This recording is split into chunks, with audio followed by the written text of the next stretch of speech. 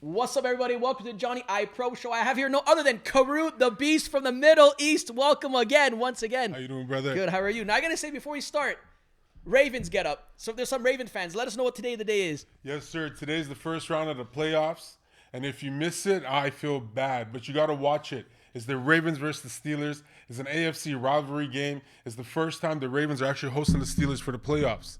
Yeah, every time the playoffs are happening and it was Ravens versus Steelers, it was always happening in Pittsburgh. It's the first time it's happening at home.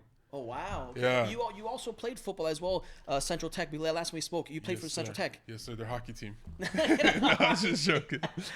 Was that your first love, football before wrestling? No, actually, it was basketball. Basketball? Yeah, surprisingly, right? Well, I'm not gonna get you posted up from Karou in the paint. Honestly, man, I wasn't a good basketball player, but like my picks and my reboundings were really good because I could box you out. I was some nice picks, you know what I'm saying?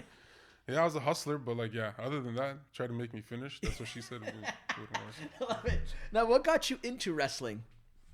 That was a great question. Wrestling. So I started watching wrestling way back with my older brother. So my older brother was a big wrestling fan. And from what I remember, I think it was like around like when I was like probably 4 or 5. It was the first time I can remember watching wrestling because we would go to Rogers Video. So when we first left Turkey to come to Canada, yeah, we went to Turkey first before we came to Canada. And then from that, we lived in like Don Mills, so they had Rogers Video. So we'd go to Rogers Video and rent not the DVDs, the VHSs, yes. And we'd rent those old pay-per-views and we'd watch it at home. So that's what I remember from like, the first time, yeah. Stuff. Like who are your favorites growing up? Some wrestlers? The Rock, Stone Cold, Undertaker, Mankind, Even Goldust was lit. You know what I mean?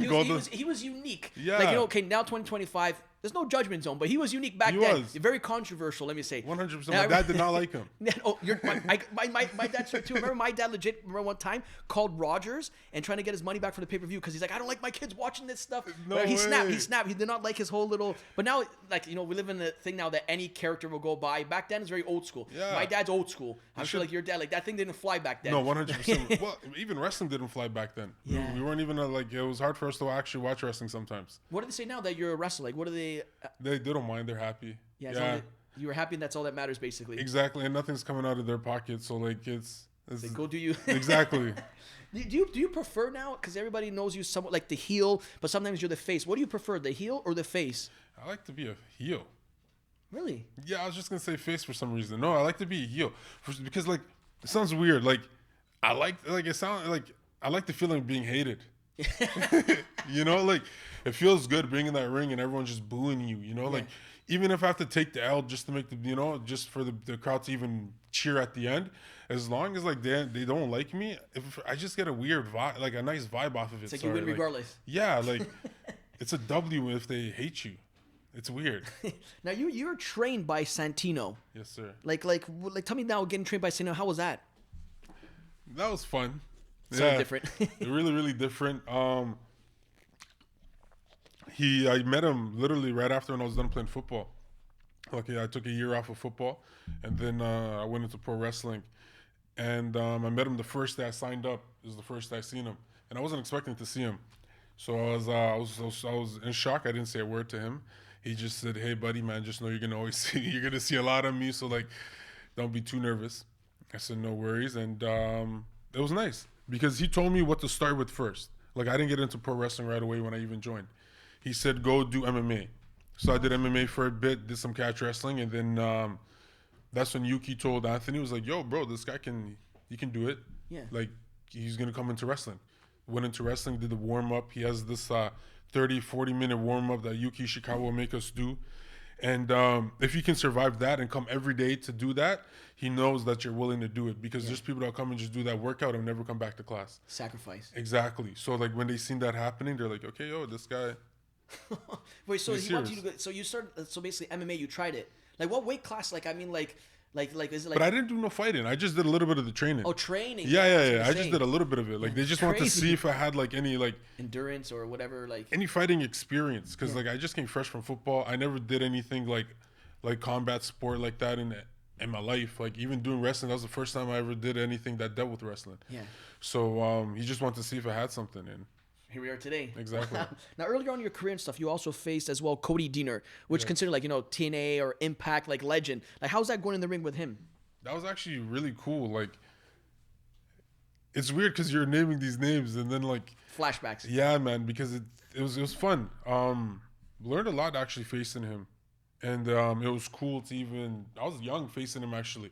I think I was like still like a year in since I got my green light to even wrestle. So And he was well known already. exactly, and like even Scott D'Amore for giving me that opportunity and that trust to even face him was even more of a blessing.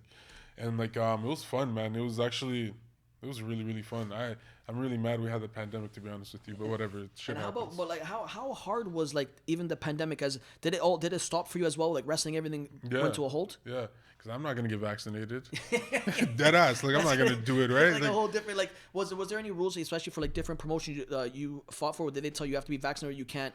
No, just like if you wanted to travel, right? You have to be you have to, vaccinated. So I'm You're like, I'm stay put until it all passes, basically. Yeah, And now like, we all here. Yeah, exactly. I'm good, man. Call me a conspiracy theorist or what, but don't force me to do something that I feel like we shouldn't be doing right away. Couldn't have said it better. Now, also as well, Border City Wrestling. Then you first Phil Atlas. That came up as one of your archive like great matches. How's that versus Atlas?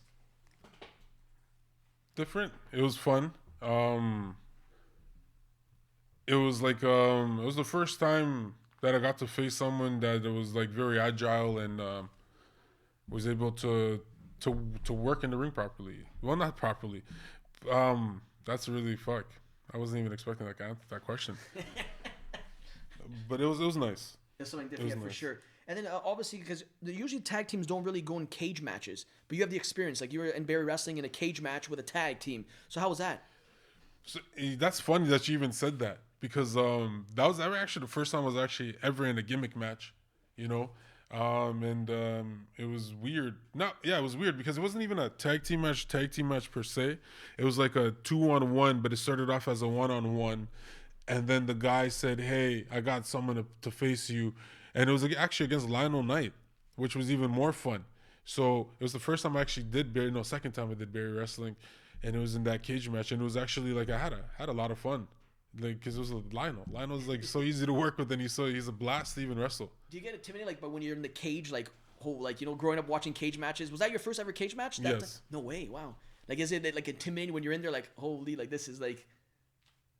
You know, it was intimidating because it was like I don't know what to do, right? Like I was like I never done this before, man. Like I'm not gonna try to climb that. My feet. Try it at all? No, I have big ass feet. It's not gonna. It ain't gonna work. No way. I was gonna say that, but your first. We talked about this before as well. Now to clarify this, now your first championship was at Battle Arts Academy. Yes, sir. Your first, like, how was that? Like, just like your first championship, just knowing, like, was that like you're like, wow, like this is like it's an accomplishment for you, obviously. It was because I didn't even think I was gonna win, mind you. Anthony, which is Santino, started a tournament. I think I would say like a year in, since I joined the school and started, and there was everybody else that was there from the start that were better than me, and I thought they were gonna win. So it was crazy because it was the first tournament for the title to crown, and I was still new, and for the fact that he's just like, you know what, man, like I'm gonna give it to you. And I didn't even know I was going to win because I was like thinking these guys are going to win until the day of. He's like, yeah, you're going to win. He didn't even actually tell me. He told my opponent that I'm facing in the finals to tell me that I'm going to win. Wow. Yeah. So wait, did you know before the match or like while the match was going? Like, when did you find out that? Once I made it to the second round, then we found out. No, to the final round, then we found out I was going to win. Wow. Yeah. How was that? Like, anyways, like, did you get like, were you like, holy, like this is actually happening? Like, you're excited for sure. My family was there. Of course. Yeah, they're all there. Like my cousins were there too, which was even more lit. Like all of us in my. It's like I made it moment basically. Exactly. Yeah, like of course. It was a blessing. Like, wow, it was nice. It was actually very nice. Bring it down memory lane here. Now, obviously, there's Border Wrestling. Before we even started, we were talking about like genders. Like, you know how like you could now I've seen before like you teamed up with Silesia. Now here is why I have like you is like Alexa Nicole Tyson versus you and Tonka, I believe. That's what I seen here. That was one of your highlight fights as well. Like, how was that like the whole intergender like wrestling with a woman with you, tag team, or even against, because you've fought against women as well. Yeah. Like, back in the day that wasn't sliding. You know how the cameras pan. Nowadays, like, how is that? Do you like this whole new perspective of this? Yeah, it's fun. It's actually really, really fun. The first female I actually faced one-on-one was Jody Threat. She's different. Yeah, and it was actually really fun facing her, and I wanted more. I want more actually because it was different, fun, and creative. Yeah. You know, and now you got to be comfortable as well, right? Like, be able to feel okay with doing what you want to do with them, because I know there's some men out there that feel very masculine, and it's like, yo, buddy, just relax. Like, it's well, here you are. pro wrestling, yeah. Like, like the side of these guys. Like, here we go, suplex. You know, like it's if they're comfortable with it, why not be comfortable with it? Yeah, like you know, Jody Threat is just like earlier on we had Bryce and he told me too. He's like one of the best he's fought. Jody Threat, like she was just so good. Like as in the gender, he just loved it. She understands, you know. And she ain't a small girl either. She big. Exactly. she's and even big. doing those like intergender tag match, the one that we had too with at Greektown was actually fun too. Yeah. Like, you know, like it's doing different stuff. I never thought a girl was gonna fireman's carry me and just slam me. You know, like Greektown was with Silesia, right? Yes. Yeah, but she's different. She's built different. No, I didn't even face it. It was me and her together. And we were facing in the arena, in the arena. Yes, I seen highlights of Silesia picking up people. Like, she's different. But I mean, overall, you enjoy those genders versus like man versus woman type things. So back then, even like in the generation, like the Attitude Era, like McMahon will do something, the camera pans and it goes right back because they never want to show that. Now they don't care. No. Now it's just like filtered right out, and that's it. They don't care no more. Yeah, because it's like, why not? Yeah, right? 2025. Yeah, if they're down to do it, why not? You know, yeah, why like, not? Exactly. Just don't force it. Exactly. Yeah. I got to say now, Junction Wrestling, wholesome name, the best there, Junction Wrestling. Now, recently, obviously, it was a hair versus mask. Obviously, your hair's great. Like, mine's gone. But, I mean, your hair's great. Like, I got to tell you now, like you obviously lost that. Like, did they actually tell you, like, are you down cutting your hair? Or, like, how did that come about? Were you down for, like, or you're not, obviously not down for that. No way. Like, how did that come about, that hair versus mask match? Damn. Bring down memory lane here, my friend. Yeah. Was this against Buck Gunderson? Like, was he in the mask? So, yes, the ice cream man? And then it was a hair versus mask. If you lost, hair chops off, and then mask. Yeah. Yeah. How did those matches even come about? I don't even know. That's a great question. Wow, man. I had no idea. I forgot about that match until you said it. When you said hair versus mask, I was like, I put my hair on the line. Did I actually do that? Then I remembered. I was like, oh yeah, I actually did. Like rare matches. And we also spoke as well about you held the Northland Tag Team titles for I think it's like 1,085 days. But you said it was because of the pandemic. Yes. But regardless, now before the pandemic, did you win that way before the pandemic? Yes. So how long did that like last? Like a year or so, like until it resumed again? But it still counts. It still goes. So like, we had to actually give it up because Cadman had to go back to Australia. Which sucked. You still think you would have still went on? If the pandemic didn't happen, yeah, I think we would have held on for a longer time. You know. Yeah. Now, obviously, back to the Junction as well. Now, your singles championship. Now, you got the title obviously off John Gonzalez, the Salsa King, whatever he calls himself now. But you're still the current champ as well. Yeah. So yes. I actually retained it. Yeah. That makes sense, right? Yeah, because I lost it and then I got it back. Right? Now, how was that? Like, how was that? Just winning that title there? Was your whole family on deck for that as well and stuff? Never. They don't come to no shows anymore. They don't come to any of the shows. My mom can't watch it. She gets nervous. Yeah, of course. Which is okay. And then like I don't even invite them. The only person I would invite is my older brother. Yeah. And I would only bring him if there's like a name there or something. Yeah, just so he can see them. But you're the Junction champion. You're current champion as well. Yes, sir. And January 19th as well, you said you have a championship match. Is that Junction or where's that? No. That's PCW. Oh, PCW. Where's that? Yeah, that's gonna be in Gatineau. Oh wow. Yeah. So maybe that's against Little Daddy. Might call you double champ Karou soon. 100%. Oh wow. You feel me? I love it. Now let's talk about the Dungeon Wrestling. You went there. Yes, sir. Now the experience, the Hart fam. Did you get to talk to Bret Hart at all? Barely. He was like aging our match, so it was like he was doing all the talking. But he was all pretty scattered. Every time anybody had a second, they pull him over for sure to his side. Exactly. How's that just going all the way there for Dungeon Wrestling, which is like iconic in the whole Canadian scene, like Bret Hart, the Hart family. How was that? It was fun. There was a lot of bumps on the road getting there. No way. Yeah. Anything we could talk about? Maybe one day, you know what I'm saying? Oh shit. But it was good. Like I got there later than I should have because of my stupidity. But hey, that's for another day. It was nice because I'm actually friends with Mo and I'm friends with Raj. Oh, Mo, Kid Junior. Chocolate, Yeah. And Kid Chocolate and Junior. So it was nice to go see them in their hometown. You know, they usually come to Toronto and chill. We chill when they're in the city. So it was nice going out there. And actually, I've never been to Calgary. So it was first time. And then I got to see one of my childhood homies when we were in grade, I believe, 9 or 10. his dad packed things up and moved.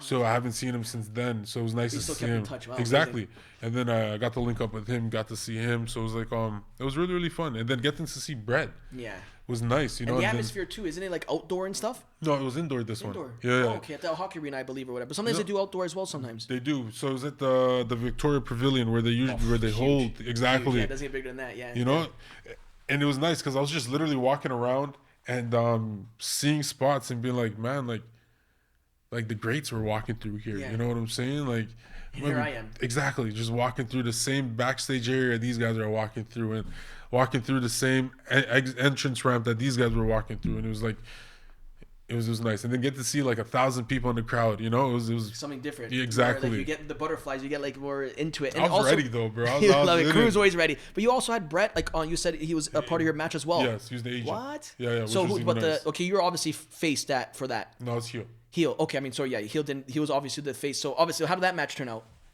With him being the agent of the match, Yeah.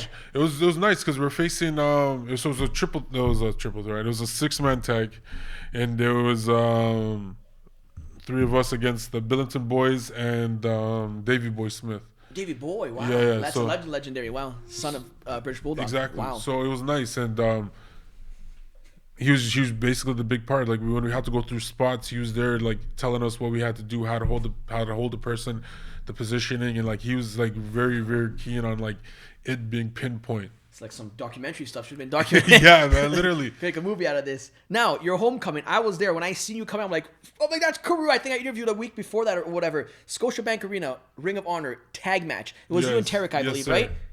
Homecoming at Scotiabank. We still call it the ACC Air Canada Center. Like, you I know, still call it, the yeah, Skydome, yeah. like Roger said, okay, but we still call it, like, how was that homecoming? I call it a homecoming for you. It was how was nice. It was actually nice. Obviously, you're not gonna know until day of if you're Yeah. even gonna do anything. Yeah. So just like even seeing my name on there, I want to throw up. that? No way. Yeah. I really want to throw up. It was a very nerve-wracking experience, but at the same time, it was like very nice and humbling. Like what? Like watching the Raptors play here as a kid, like Yeah. and then like coming here watching WWE, and then being able to like come out for Ring of Honor and like wrestle here, like this is Surreal moment. Exactly. And especially Raptors won, like, was it 2-3 years before that? yeah. It's So like you got you're- to see the banners and stuff Yeah. too. It was lit. Save money on that. Don't Yeah. have to- That's like when I see it, I was like, that's why I put it down as a homecoming. Now, you were the Junction champion for over 800 days. Yes. Like, that just doesn't come like a I kick in don't a know these. I don't even know. Because that's who I do. That's what I do. I can't- I deadass don't even know that. yeah, over 800 days. Yeah, I should have been over more than Roman. Over 800 days. Like the opponents that you fought as well and stuff. Like, do you, like, just overall, like, 800 days to hold the title is an accomplishment itself. So Yeah. that, like, what does that mean to you over 800 days being champ? Feels good. You know, it's nice. Like, it's actually nice knowing that, like, he trusts me. And it's very cool because usually I'm a heel everywhere. Yeah. But I'm a babyface here. Yeah, exactly. And it's nice knowing that, like, you got all these people just cheering on a brown guy, Middle Eastern man. You know what I'm saying? Like, usually you don't see that happening. Yeah. You know, usually It's the American white big strong yeah, guy. getting booed when I'm walking out here, you know, like not even downtown Toronto, you know, close to it, and like having all these people cheer me, having the kids give me high fives and want to be me. It's like, yo, that's lit. Like, Yeah. it makes me sometimes want to be a face, but at the end of the day, sometimes I just want to stick up the finger, and be like, oh, why you guys? Like, like, how do you even say yourself, like, your whole background and stuff, like just say, like, are you influenced to, like, the other younger generation? You probably get that, like, they probably see you and stuff, like you're just different generation. Obviously, we have, like, just the Canadians, we have the Yeah. Americans, but you're, like, different, right? Like, your whole background and stuff, like, how does it feel, like, sometimes, like, you know, like, you're just, like, the younger generation looking at you for, like, inspiration, for, like, to become a wrestler? It's nice. Even like people back home, which is even more lit. That doesn't get better than that, yeah. I'm like a celebrity in my mom's village. I love it. It's actually like it's inspiring. That's why like I just try to be positive. Yeah, exactly. You know what I'm saying? So they can look at it and be like, hey man, like this guy, he's a heel in the ring, but in real life he's actually a very nice guy. You know, it's like that's what I want you to see. You know, like Exactly. it sounds weird. You know, I should always keep kayfabe, but kayfabe's already been broken. So Yeah, it's it's like, broken. who cares? You know, like at the end of the day, you should be able to to define who you are and not mix both of them together. You know what I'm saying? Like, I don't know, I might be wrong saying that, but I feel like it's the best way to even interact with people and be able to talk to them. You can't always be in character 24/7. No, what you said right there is exactly on point, because recently, I don't know if you've seen Raw on Netflix, which is like, now it's like a movie. It's like literally like Hollywood. Triple H also said that in his press conference. He's like, a lot of people, he said, are complaining about how he's like, our characters, then, because The Rock basically, you know how he's like all heelish now, came back, whatever. And then he's seen, they're rolling the tape, and he also posted on his Instagram, backstage, he bumped into Cody Rhodes, which is like the huge animosity for like the year. They're hitting like bloody matches, whatever it may be, like just to hate each other. Then he gave him a shot of tequila. They're talking like back and forth, crap. Like, it was just good. And then Triple H mentioned that. Triple H, like, doesn't matter the characters you see. He says heel, face. He says, then you see the real side of them. He's like, now he's like, I want to show you a different generation where anybody could do whatever they want. Yeah. Like, you see the real side, heel in the ring, outside the ring, face. Like, he's like, I want to show that it's a real. Like, I liked it. He just said that too. It's like, you know what? Like, I didn't even know he said that. Yeah, it's a whole press conference. Then he said the whole thing about, he's like, this is not CBS and chill, there's Netflix and chill, which made headlines, but it's a good thing there. I gotta say now, your faction. Obviously, we'll bring them on to KPK. Like, let's talk about how did that all come about? That's hilarious. So we all know wrestling's racist. Let's just put it out there, right? Like, political, a lot of politics here. Yeah. Exactly, political, politics. So the KPK came together, and it was just it was 2 people, and then after that it became 3, and then 2 of them had a tag match in Northland when I was there. Okay. I had a singles match. They had a tag match. But for some odd reason, if you go on a cage match, I was the 4th member of KPK. Okay. Yeah, and I was there for that match. So, like, I think it was like, it was supposed to be like Ahmed, I think it was Ahmed and Harun or Ahmed and Abu. And then they changed that to like Ahmed and Karou. Yeah. Okay. Blends well, goes good together. And then I was part of KPK from there. But we actually made it official when, man, it sucks though, but Harun had a knee injury. You told me, Yeah. Get well soon. The real talks. Yeah. Yes. I got some stuff for you soon. Believe me, it's going to help. And then, so he went down. Then they needed a 3rd person at PCW to make, to help out with join the faction, help out with the 6-man tag. So we're doing a car ride, and it was already Ahmed and I tagging. And then we just looked at each other. We're just talking. We're like, yo, man, like, why don't we just make you like the 4th member? Yeah. Like, makes sense. Exactly. Cage match already put it in. Exactly. The look is there. Cage match has already said it. Yeah. So why don't we just do it? Yeah. And I was just like, you know what? Do it. Yeah. Let's just do it then. Yeah. Like, and then we became.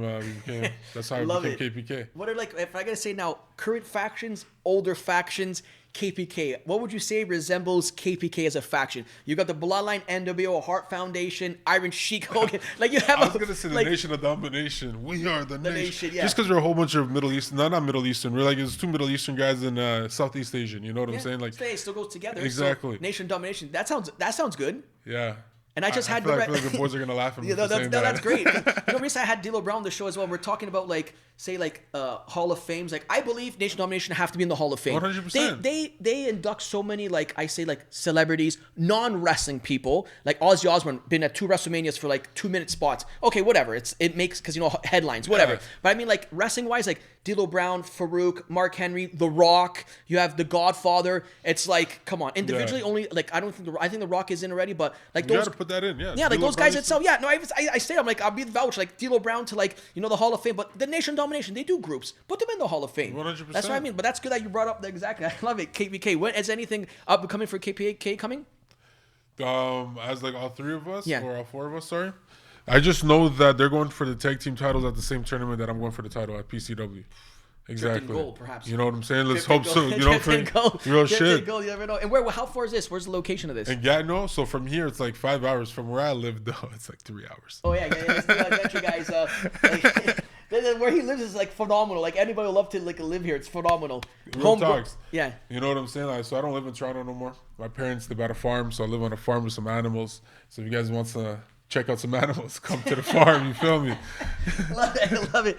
Now I gotta prefer. Now, do you prefer singles or tag team? That's or like singles? What do you prefer? Singles, tag team? Like, what do you prefer?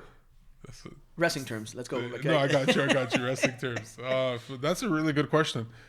I feel like it depends on my mood. You know what I'm saying? Like I'm not saying if I don't want it, like if not a day off. That sounds so bad. My wording is horrible, guys. I have some bad wording when it comes to certain things.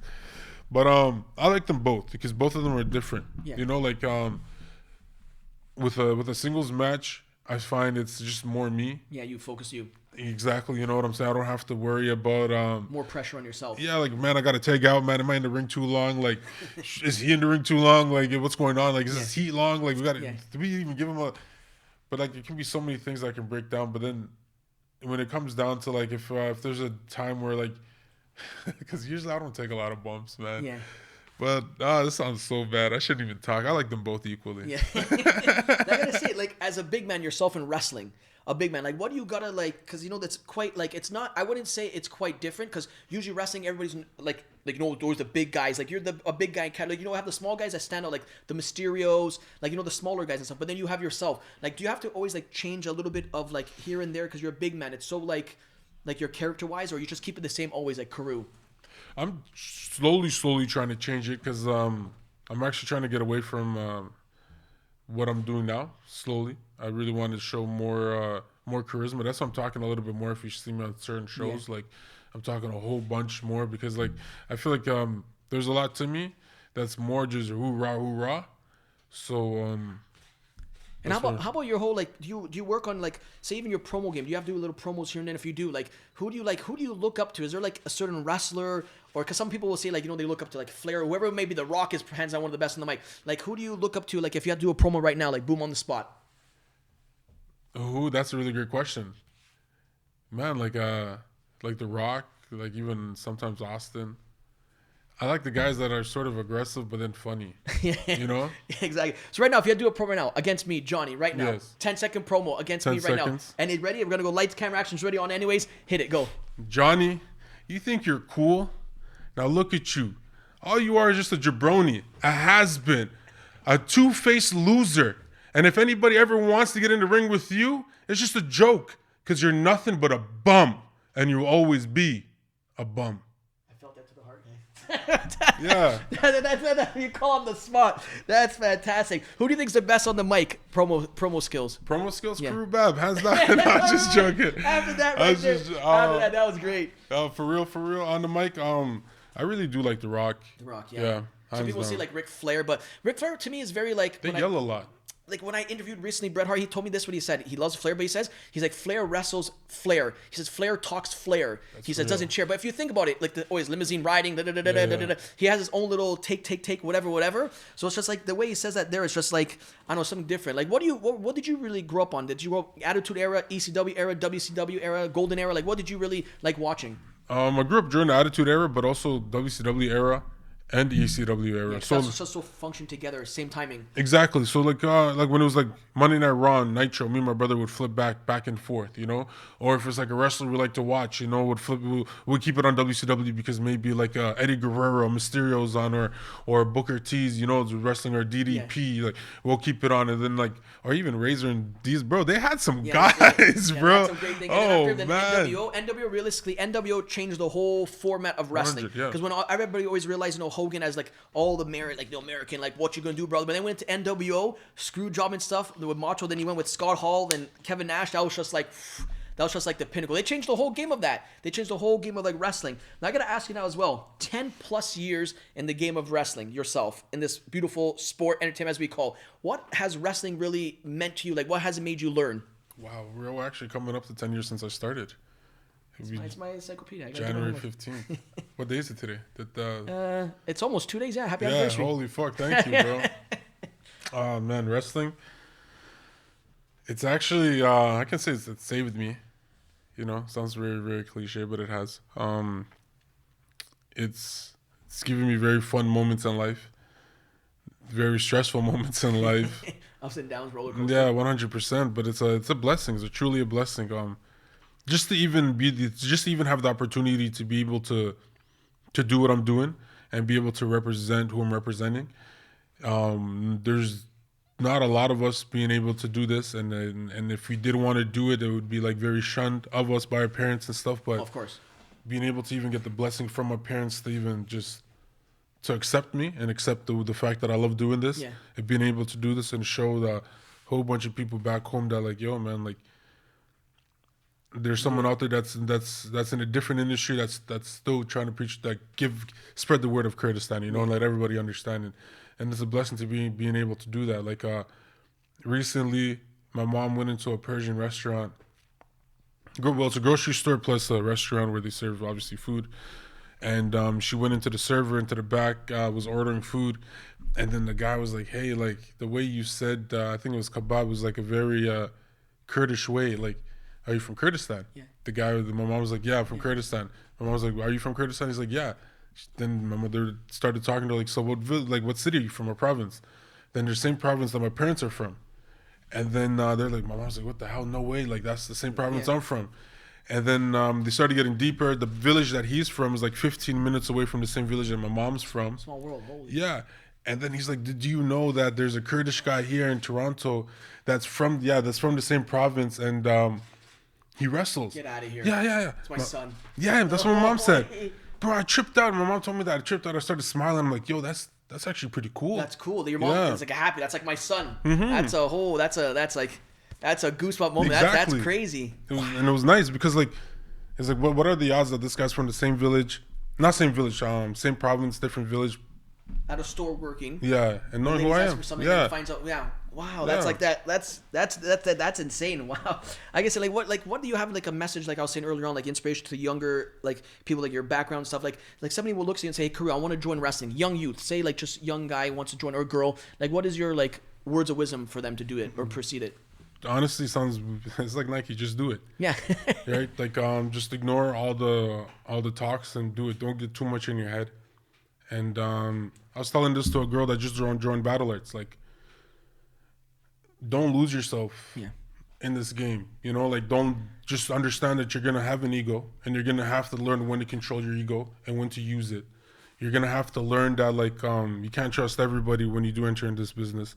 And always be true to yourself. Never really lose yourself, because I feel like once you start doing that and you start acting a certain way, then you start actually, like, stepping on toes you don't need to step on. Start being disrespectful when you don't need to be disrespectful. Then you start being fake to yourself. So then you're not even going to be real to everybody else that's around you, because you're not even real to yourself. So what's the point? Couldn't have said that better. Yeah, so like just always be real to yourself. Know that you're getting into the entertainment business, and there's going to be a lot of phonies, a lot of fakes. People are going to try to bring you down the wrong path. Just know what path you want to stay on, and don't lose that path. Exactly, and and just be humble about it. Don't make sometimes money make you go all Hollywood and stuff, because you got to remember where you came from. Yeah, because there's no money in this. Yeah. When people ask me like, how much money do you make, and I tell them, they're like, what the hell? Yeah. And you do this? Yeah, because it's one day when I do start making some money, I can look back at this and be like, look what I had to go through. Yeah, and you're doing it right now because you love it. It makes you happy. Exactly. And now you're going towards, like, climbing the mountain. You're trying to go to the top. It's like, you know what? Like, boom, I have a check. Yeah. See, but people don't really see like the hard work and dedication that you put towards that. In any sport, like even boxing, I say too, sometimes people are like, oh, I went to that fight, 1-2 rounds, I'm going home. That was a waste of time. Yeah. Okay, but you don't know the hard work, the dedication that goes behind the sacrifices, the missed birthdays, whatever it may be, this and that stuff. But just to go to that point where it is now, right away they're quick to ask the come up, like how much you make. Oh, I get that ass all the time. Like after certain show, Bret Hart. Oh, this. I'm like, you don't know what I go through. You don't know the money I spent. This, you know what I have, like this and that. Like, you know, people just see like what they see. Like I noticed, well, like I told you before, like social media and stuff. Not everything's real what you see. No, it's not. People just like, you don't know what people really go through in real life and stuff. This and that. Like social media could be like, sure, we all use it nowadays. Like, you know, back then, newspaper, TV, whatever. Now everybody goes on their phone. It's quick, boom, boom, update. But you don't really get to see like just like the realness how it was before. Now everything just seems very like it's real to a sense of like, see, like people nowadays like to show off, like I got a new car, like this, that. It's like, but are you happy? Are you happy? Yeah. Are you happy? I might not have nothing, but I'm happy. Like, you know, it's like money doesn't really, of course, money is the root of whatever they say evil, but it doesn't really change you to like, you know, like it could change you, it could not change you, but yeah, it depends on who you are, you know. That's why I like Shaq a lot. Yeah. Shaq, he gives, man. I love Shaq. He does. And he said, I have money. He said, I have money. But he gives. He gives a lot. He goes here, buy this, buy that. He gives. And no problem, right? He won't never throw money in your face. Whatever. Yeah, if you're trying to roast him like Charles Barkley, is good. Yeah. Oh, Charles, I love it. Oh, he threw the whole TNT panel. That is the greatest thing. I can watch them all day. Yeah, Kenny and all those guys. Oh, I love Ernie. That's the greatest thing. I gotta say now, for you now, we're talking about like old school wrestling, like Mount Rushmore of wrestlers. Yes. Mount Rushmore. Who would be on your Mount Rushmore for?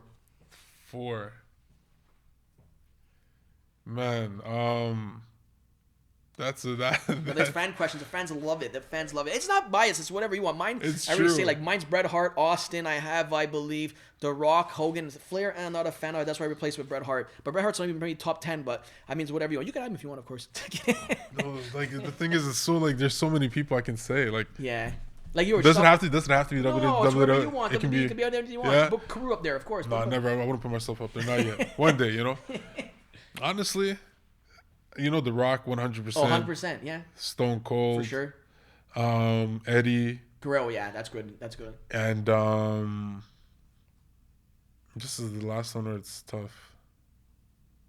Because like, there's a lot that like even like did I say Undertaker or no? No, Undertaker. Yeah, oh, I'm a high guy, bro. Holy legendary. shit. And one of the most loyal as well. Never Yeah. left him. That's what Thing cried during his Hall of Fame ceremony. And this and that said, Vince also said as well, like the most loyal. Never left. He could have left. They offered him money. Stayed with McMahon. Stayed with him. And from the start to the end. And it's true. That's what he did. Yeah. And now if you could do a dream match, fans love to hear this. Dream match. You, Karou, versus anybody. Give me a past and a present. Superstar from the past and the present. Who would it be for you? Dream match. I said it last time, Undertaker. Yeah. Yeah. Just don't ask me to cut a promo, please.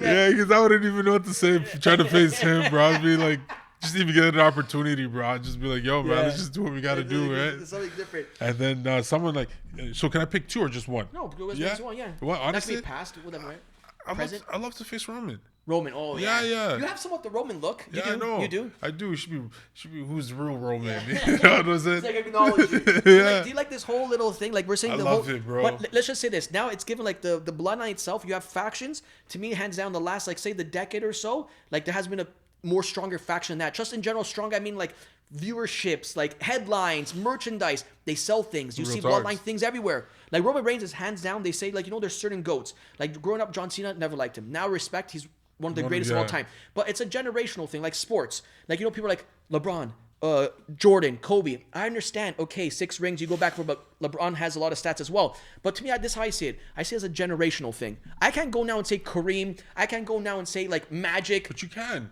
I never watched them. I can't say that. Like, but I'm trying to say, like, current generation stuff. Like, I think Roman is hands down one of the, like, goats of the newer generation. And the faction, the Bloodline is just... Nice. out this world. Yeah. It's like the storyline just gets better and better. Can I tell you who I acknowledge? Oh Lord, I want to hear this. Solo Sikoa. Yeah. I acknowledge. The reason why I acknowledge Solo Sikoa is because he's a younger brother. Yeah. I'm the baby in my family. Yeah. I'm the baby brother. Yeah. Yeah, so then the fact... I'm the baby as well, so I should maybe not. This guy, he's a G. Yeah. And then he has the older siblings, behind him, ready to rock, bro. And then like, the crazy thing is too that he's getting the cousins and stuff of like, and it's like notice like the older or even the younger, like it's just crazy how he's just getting like, and it's like people that you see like you don't even like expect. There's one guy too as well. I don't know if it's like a record type of thing, but Zilla. Have you seen stuff of him? Like, Umaga's son. Yes. He's crazy. He's lit. And their whole faction, the tree. I love to take with that guy. But yeah, imagine that. Hey, Zilla right here. Just imagine like just the whole tree. Like they show the tree, like The Rock also with Roman Reigns, the tree, like the Samoan, whatever it is. It's crazy.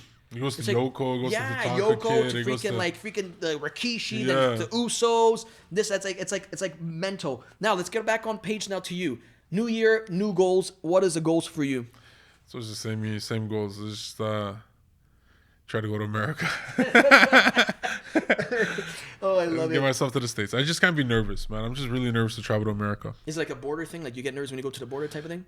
Yeah, man. I get. This is literally just the border. That's it, and I get nervous. It's like My passport doesn't say Canada, so that's. It's cool because it has from Turkish. No, it's just Iran. Oh, it's Iran. Oh, yeah, it says Iran. So like, I get nervous. Yeah. I was like, yo, what are they trying to? But everybody else in the car is usually white. But they usually ask. They ask you usually the most questions. No, never. Just because everyone else That's is. not gonna. Yeah. No, because everybody else that's there is like a bit lighter than me. But more opportunities usually you get. I always hear people say as well, like if you're like in America, if you're like American, you get hundreds. Like they don't come care. in freely. Yeah, here you're gonna get like taxed and this and that. Yeah. Alexander was telling me that the other time too. Josh Alexander, he's like, but now he lives somewhat in the U.S. back and forth. But he told me he's like, because he's Canadian, he says like. Bored like, oh, I went for a wrestling show. How much you making? Sometimes they stop. Like, doesn't let them go through. Yeah, it's like it makes they no ban sense. you too. Yeah, and it's like I'm scared to get banned. Like but I gotta try to get myself at least like to America, and I gotta go to UK at least. There's a lot of Kurds in Europe, So if I can even get my I gotta go, man. I just gotta get there. Yeah, especially like we were talking about just bringing up food because I'm getting hungry. But I was saying, no, I was gonna say I was asking thing as well. Like, say foodie wise, like what is your cheat meal? Because obviously you have cheat meals. You have cheat meals. Cheat meals every day. What is your favorite cheat meal? My favorite cheat meal. Honestly, it's not even a cheat meal. Like, yo, I love kebabs. Kebabs, yeah. Yeah, you know, a nice, even Persian kebab, Kurdish kebab, you know, like with some good rice. Maybe some lamb too, you know. Oh, I love lamb, yeah. Lamb chops too. Whatever may be, anything lamb. Oh, yeah, man. I'm getting hungry right now. Kid is over, I'm leaving. No, kid. Yeah, 100%. I gotta say now, to cap this off, I gotta say once again, thank you so much. I appreciate it as well. Brother. Of course. Now I gotta say, like a news station. Yeah, we're live. Yeah, I gotta say now, last question now. When it's all said and done, what do you want everybody to remember Karou as your legacy? The Don Dada. No, I'm just joking. No. Karou, the legacy. You know, the man that paved the way for the new gen of Kurds to come into this industry. Yeah. And a person that always, you know, kept it a buck, kept it 100. Couldn't have said it better. Yeah. Karou, the beast from Middle East for a reason. Guys, we're out. Watch his game tonight. Well, yes. This is Ray Lewis, one of the greatest. But yo, on the reels though, go Ravens. That's the best bird out there. F all these other birds and all these other teams, you know what I'm saying? Blue Jays stay, but they're not in NFL, so that's a good thing. You know what I'm saying? And we're out. Thank you guys so much.